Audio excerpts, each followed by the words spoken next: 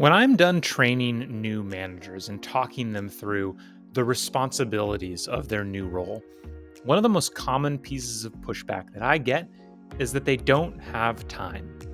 Let's be honest, very few managers these days are actually managers, especially new ones. You still have all these individual contributor duties that you have to attend to.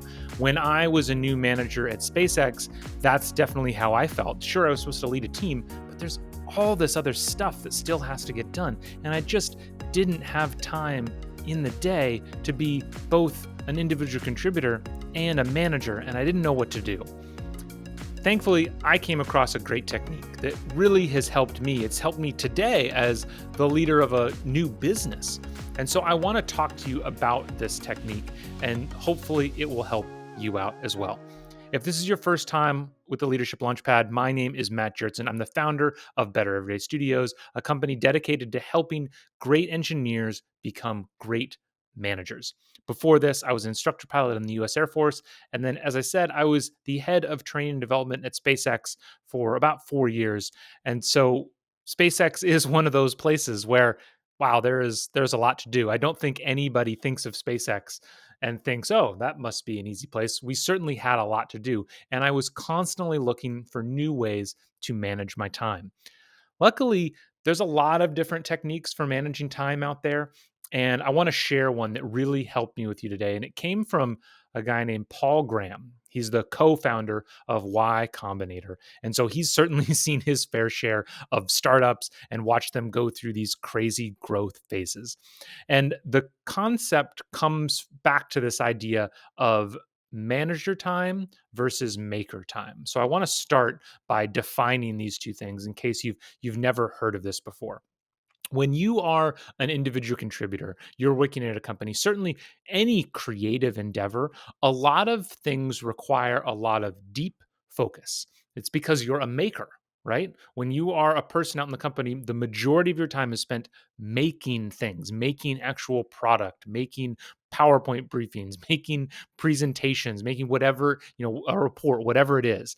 And most of those things that you are making, they take a lot of focus. And so if you look throughout your day, you need these big blocks of 2, 3 hours. And so a maker's day is basically broken up into a couple big chunks, and just a few, three 15-minute meetings put into the wrong portions of a day can destroy an entire day because it takes so much time to kind of get spun up, get in the zone, get working, remember where you're at on a project, get productive, that it might be 45 minutes or an hour before you're really getting stuff done. And so if you're an hour in and then there's a meeting, well, now the process of getting productive really starts over. And so at the end of that meeting, there's another hour long portion of getting into it. And now it's lunchtime. And then you're just getting into it. And now there's another meeting. And so the thing about maker days is that they have to be very wide open. That's a maker's schedule. Paul Graham contrasts this with a manager's schedule. A manager's schedule is completely different because they have different responsibilities. The whole day of a manager is really broken up into 15 or 30-minute chunks where they're just kind of going to a meeting, doing some emails. Their whole point, their whole job is to stay plugged into everything that's going on, making sure things are on track, removing blockers, keeping people informed. And so their day is just completely different. As a new manager, the biggest challenge is that you're both of those things, right? You are still a maker. You still have all these important individual contributor things that you have to get done, these big projects. And you are also a manager where you're supposed to stay plugged in. When I first found this role, the reason why I didn't have any time is because I was trying to do both things simultaneously, right? You go to a meeting, you try to work on a project, you answer some emails, you try to work on a project. Basically, you'd create your manager schedule throughout the week, and then you'd fill in all the gaps with your maker time. But as we said before, maker time needs a lot of time. And so you just never really got to those points of peak productivity. And so you were never able to keep up. You're kind of handling all your manager duties, but you're not keeping up with your maker duties until you freak out. And then you say like, oh my gosh, I got to cancel all my meetings. You cancel all your one-on-ones for a week to try to get stuff done. It's just chaotic. It's all over the place. And it leads to everybody feeling really burned out. And it leads to all the people, when I'm training them, I say, hey, these are your new duties as a manager. And they say, great, Matt, we don't have time for that.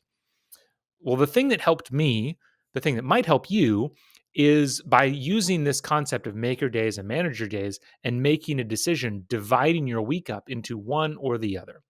And so the way I would often do it is I would say Monday, Wednesday, Friday were my manager days. Those days were just packed. It was like meeting, meeting, meeting, meeting. Just all the updates, all the one-on-ones, all the email time. Those would go into Monday, Wednesday, Friday.